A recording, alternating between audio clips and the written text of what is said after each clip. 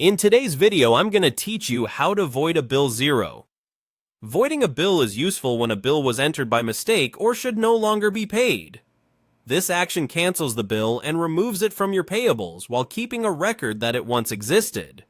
It's different from deleting because voiding preserves your audit trail.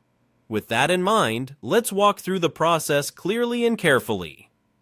Start by opening Xero and signing in to your organization.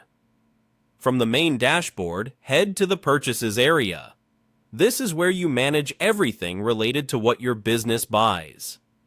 Once you're there, select Bills to view your list of bills.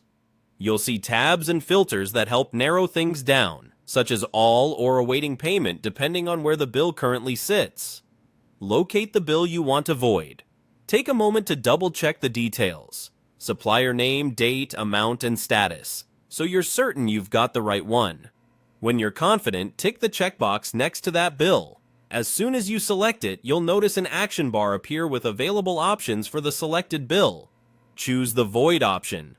If you're viewing bills that are awaiting payment, you'll see the option become clearly highlighted once the bill is selected.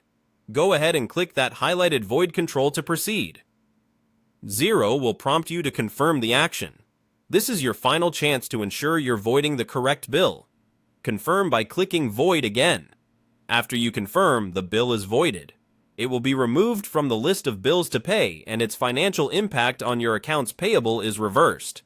The bill itself remains in your records marked as voided, so you still have a transparent history. That's helpful for audits and for understanding why a balance changed. A few quick tips to make this smoother. Use the search or filters to find the exact bill faster, especially if you have a long list.